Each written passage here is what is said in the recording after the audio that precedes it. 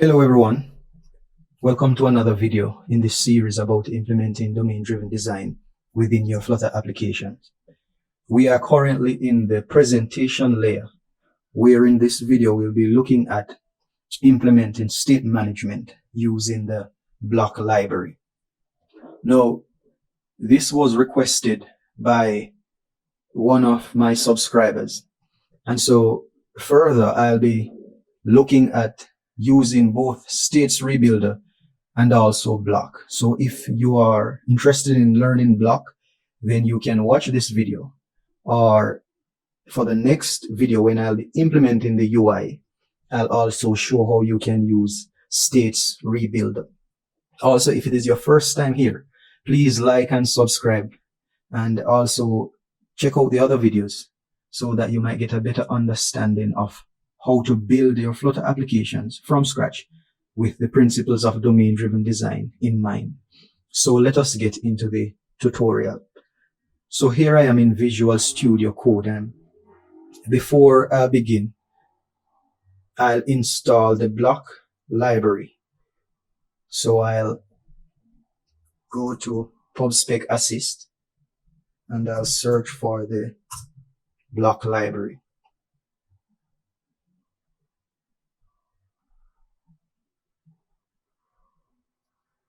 And I'll save that.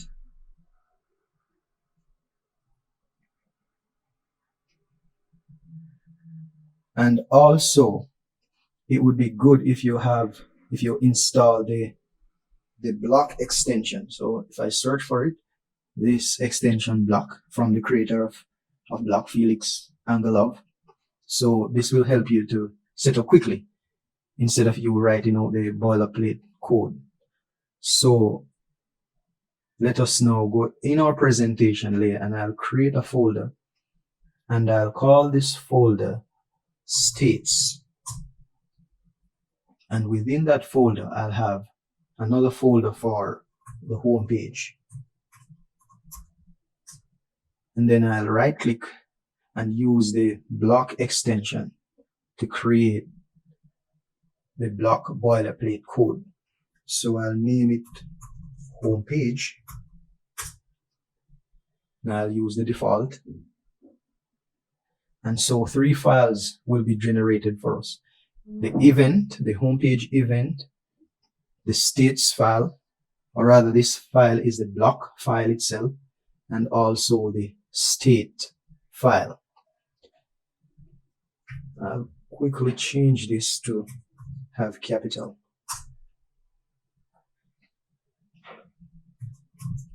So we'll be creating the state for our home page. So for our home page, we'll have an initial state and also the state where the bookshelves are fetched from the database. So I'll remove this, and from this abstract class, I'll create the necessary factory methods to create the different states. So I'll say inside of my home page, I want to hold reference to a list of bookshelf, and the bookshelf from the models in the presentation layer, not bookshelf from the domain layer. And I'll call that shelves. I'll also will have a boolean is fetching, which tells whether or not I am currently fetching the books from the database. And I'll also have a string that holds the error messages.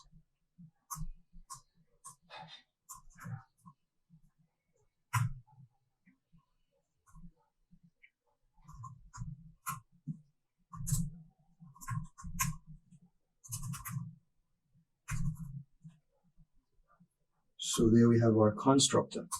Now I'll use a factory method to say create the different states. So first I need a initial state. So I'll say factory, and I'll have a private class with the same name, homepage state, which will be the implementation of this abstract class. Factory homepage state dot initial, and I'll here create an instance of that private class homepage state, and I'll initialize the constructors. So in this case it would be shelves, should be an empty shelf, is fetching would be false, but this is the initial state, and the error messages would be an empty string. So I'll create that class homepage state, which extends the abstract homepage state, and it will hold the same variables. So I'll just copy, paste. Constructor will be the same also.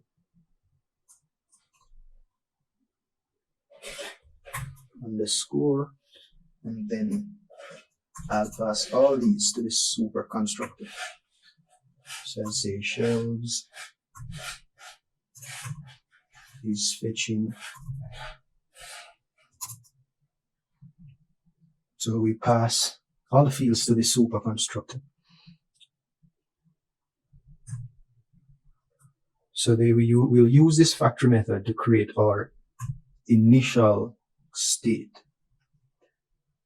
And then we'll create another factory method.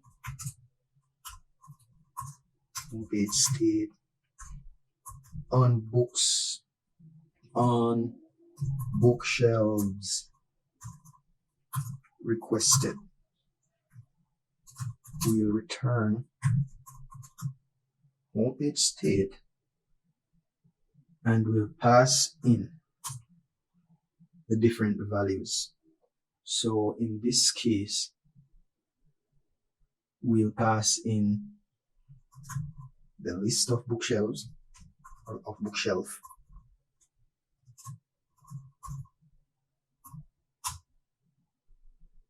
We'll pass in the boolean to tell whether or not it's loading, and also the error message.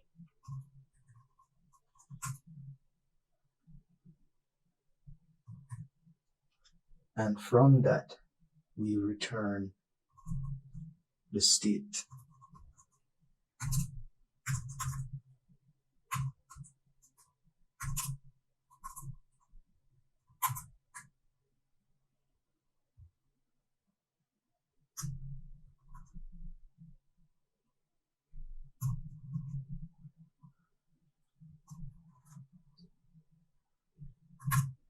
Changes to error message.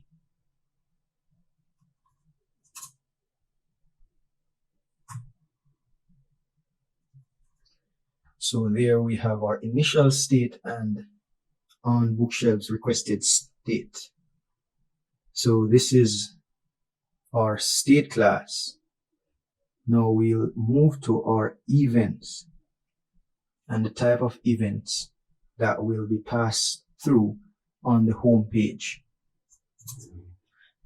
In our case, we have only one event, and that is to request the bookshelves.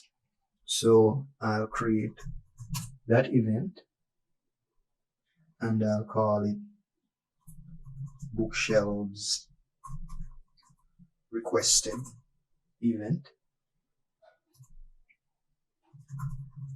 and it must extend home page event.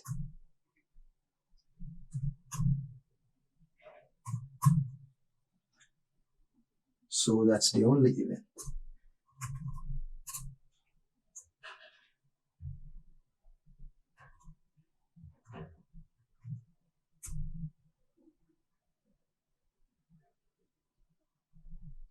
Then from here, in the homepage event, I'll create another factory method that returns this bookshelf requested event. Homepage event, say on bookshelves requested. I'll return an instance of bookshelves requested event. So that's it for our event, since this is the only event that we'll be handling on the home page. Now for our BLOC implementation, let me change this to, and for initial state, we'll use homepage state, and we'll call the initial function, which will return from the initial state. We'll create a new homepage state with the initial values. So that's the initial state. And for our homepage event, we'll map the event in this method to the different application logic that must be called. But in our case, since we have already implemented the view model, we'll inject the view model into this block and then use the view model to call the different use case from the application layer. Now, if we did not create that view model, because we did not have to create the view model, we could use the use cases from the application layer directly here in this block, in our homepage block. But because the intention was to use States Rebuilder, the view model was created. And so now, because we have the view model, we can use it both for States Rebuilder and also as a part of this block. So I will inject the view model into this block as a dependency. So I'll say homepage view model, and then for this homepage block, for its constructor, I will say homepage block this view model. So this block will use the view model to fetch the information from the database. Also, I'll create a method in the block that will execute the event necessary to fetch the bookshelves. So I'll say get books on shelves, and whenever this method is called, I would add, this is where I dispatch the event. I would say homepage event, and I'll dispatch the on book requested event. Now when this event is dispatched, then the map event to state method will be executed, and this is where we'll return the correct state based on the event. So I'll, between a try catch block,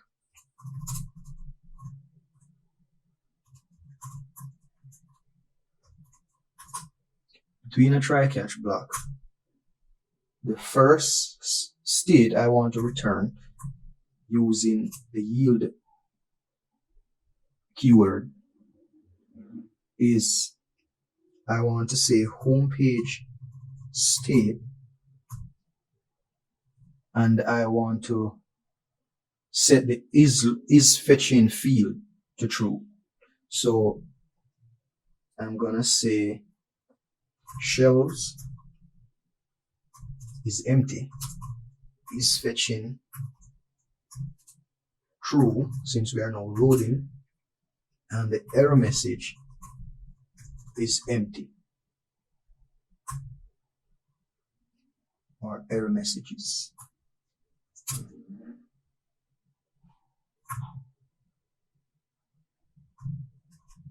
So there, that is the first state. So after I return to tell the UI to start loading or to show a loader, then I want to await view model, and I'll call the get books on shelves method. And then after this method is finished, then the new state should be homepage state. Again, I'll copy this, but now the shelves would be view model.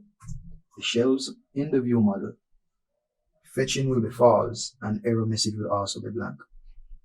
But in case there was an error, then in the exception field, I will return the state with that error message. So I'll say E to strip the shelves. This would be empty since there's an error. So this is our home page block. So now we'll create the block for our add book page. So I'll create another folder rather, add book page.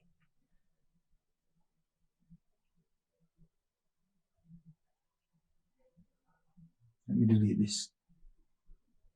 Rather move, it should be inside the states folder. Right. So you have the home page and then you have the states.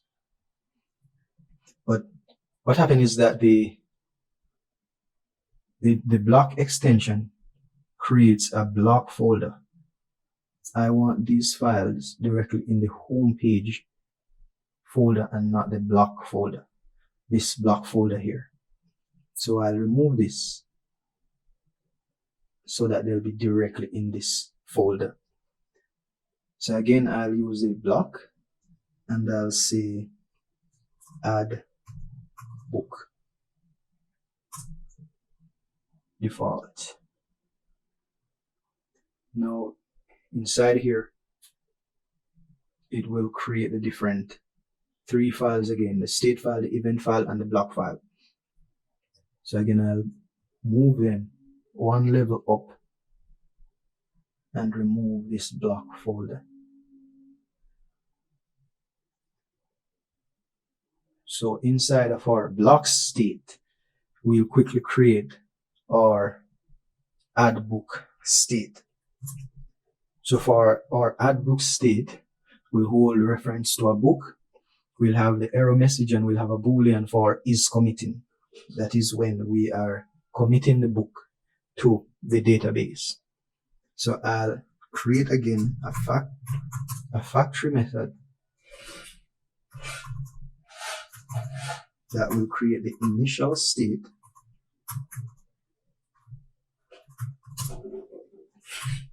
which is a private implementation of the add book state.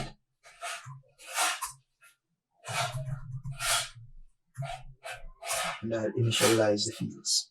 So I'll initialize book to null, error message to empty, and is committing to false.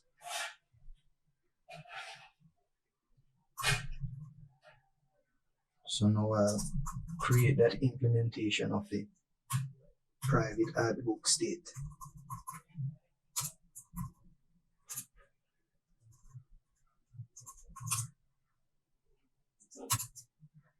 So we simply create the fields, create the constructor, and pass on the fields to the super constructor.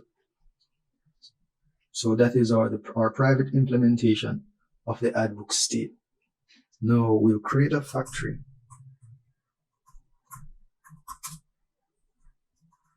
to give us a correct state when the book is added to the database or the book is being added to the database. So I'll say book, I'll call it book added.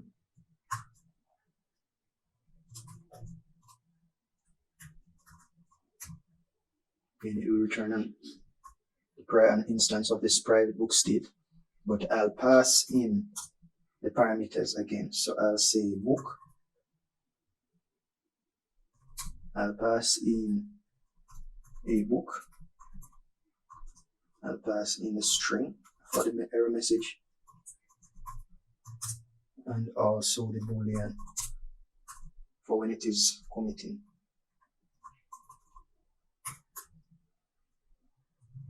And then I'll pass those to the constructor. So I'll say book, error message, and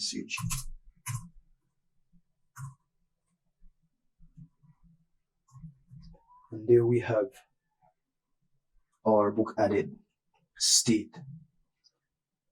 So this is our add book state.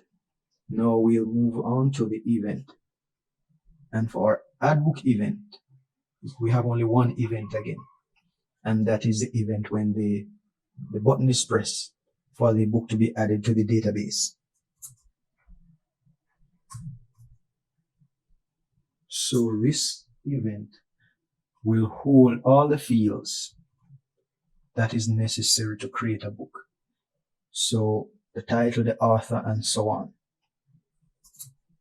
So whenever we create this event, we need to pass in these fields to execute the event. So again, I'll create a factory method, add book event, say on add book requested, and it will return the implementation, the private implementation of this add book abstract class. But I'll pass in the necessary parameters here again in order for the event to be created. So there are the parameters, and I've made them required parameters so that each one must be a part of the request in order for the request to be submitted. So I'll just create the private implementation now of this add book event, which accept these fields. And so there we have it, just a simple class, simple private class, which creates an implementation, a concrete implementation of this abstract add book event so that we can create the event itself. So we just pass in the necessary fields for the event to be created. So now I'll go to the add book block and I'll quickly change these.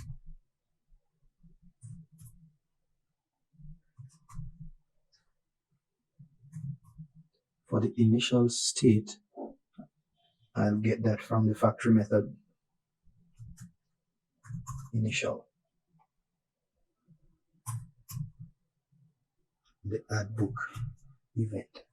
And just as with the home page block, I'll be injecting the view model. So the add book view model, which would contain the call to the use case to add the book to the database. And inside the constructor, I'll just inject the view model. So now, whenever this event is executed, the first thing is to return the loading state. So this to return the loading state. So book should be null, is committing should be true, and error message should be empty. And after that, we call the view model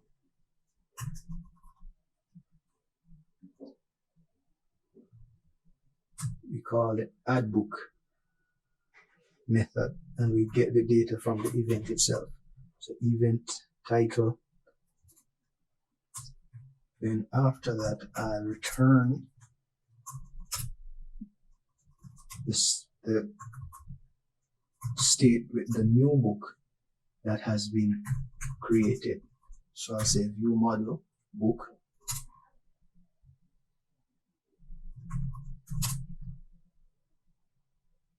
is committing would be false, and the error message will be blank. Again, I'll wrap this in a try catch.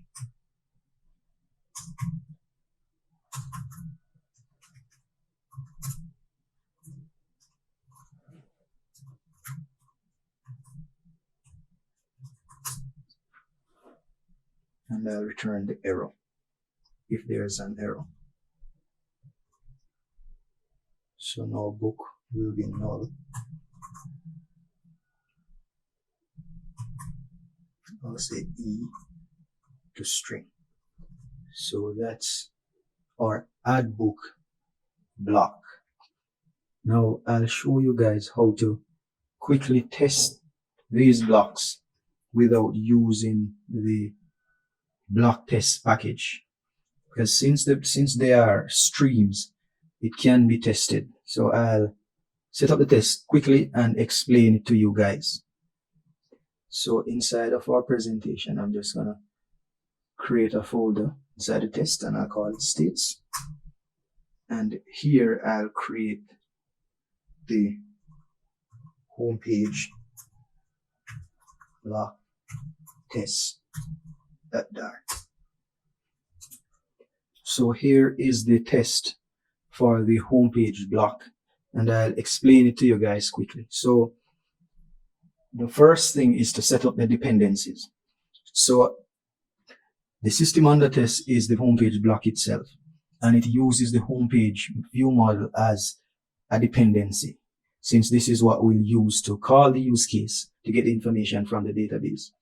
And this homepage view model uses these two use cases as dependencies. So we create those two dependencies, and in our setup method, we initialize those dependencies and inject them into the necessary constructors. Now we are using our fake shelf repository and fake book repository from our previous tutorial, so you guys will remember that. And after we have configured the necessary objects and dependencies, then we'll have a teardown method. Since homepage block returns a stream, it's a stream, so we need to close it in our teardown method. And then here inside the test, we are saying that whenever we call this method get books on shelves, it should return a shelf with the books from the fake repository, right? So what we are doing after we have called the method here, we are listening to the streams, and then we are using this method to determine that the correct states are being returned. So this expect async method, what it does, it takes a function and ensure that the function or the callback is executed by the number of times. If it is not executed this amount of times, then it will fail. So here in this expected state, I'm saying that whenever information states are coming through the stream, the first state that is in the stream, what I'm expecting is that the number of shelves should be 0, and that is fetching is false and error message is blank, because this represents the initial state, since the block framework always execute the initial state first. And then from the initial state, I am executing the fetch, the get all books event. And when that event is executed, then the next state is fetching supposed to be true. And then from there, I'm expecting that a shelf will be returned. Is fetching is now false, and the error message is also blank. So you see, I have 3 expectations right here based on the event and the state of the data passing through the stream at the time. And I use an index to track the state at each call to at each stream that is returned from the block. So I know that this will be looping 3 times. So I'll pass in this index and I'll use it to get the information that I expected here and match it back with the information that is passing through the stream. So if I run this test now, I'm expecting it to pass. So there we have it.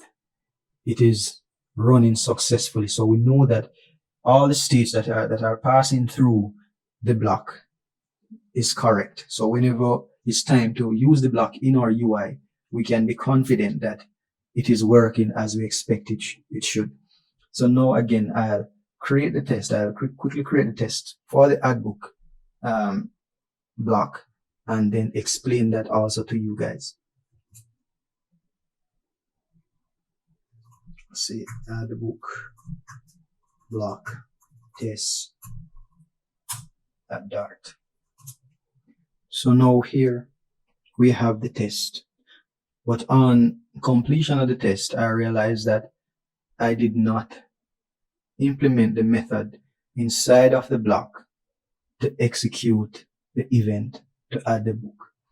So if I go back to the add book block and then quickly implement that method,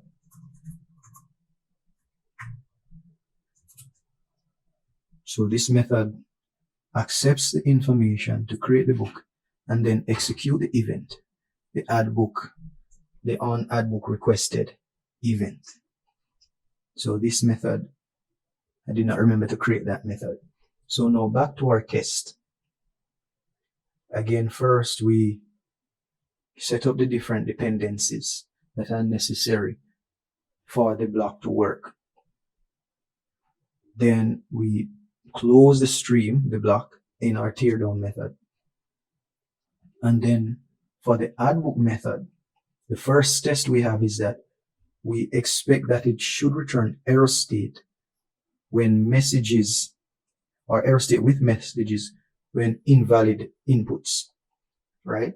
So here I use the published date, I put blank, but a date is expected. So what happened is that I created a list of states, and then I listened to the stream, and then for every stream, listen to the block, and for every stream or different states passing through the block, I add it to this list of states, and then I cast it to a future so that I can wait until it's completed. And then when it's completed, I say that I expect that the last state that passed through, that the error message must not be empty, because since this field is blank, an error should be thrown saying that this field cannot be blank. So if you go back to our block, you will realize that the first state to pass through the stream would be this initial state. And then from that, from the initial state, we'll have the loading state. And then when after the loading state, and we call the view model to add the book to the database, if there's an error, then the exception will be called, and then the error state here will be passed through the stream. So the error message field, there should be a message in it. So that's exactly what we're checking for here in this test. So if we run this test right here, then I'm expecting the test to pass. So there we have a passing test, in the sense that it is returning error in the state, or an error message. And the next one is that all the information is valid. So I expect that the last state, now that a book is created, that a book should be present and the ID is not empty. So all the information is correct. Now I'll do the same thing. I'll add each state that is passing through the block into this array, and then I'll cast it to a future so that I'll wait until the block is completed doing its job, when it's finished. And then when it is completed, then my expectation is that the last state, or the last state that passed through the stream, must have a book with an ID that is not empty. So if I run this, again, I'm expecting a passing test. And there we have a passing test. So guys, This is how you would implement the block pattern, and we have created a block for our ad book page and also for our home page.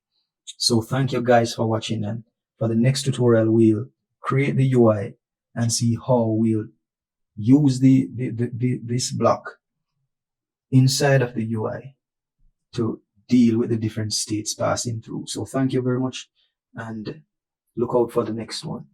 Remember also that the code is on GitHub, so you guys can download the code from there, check it out, and also follow along.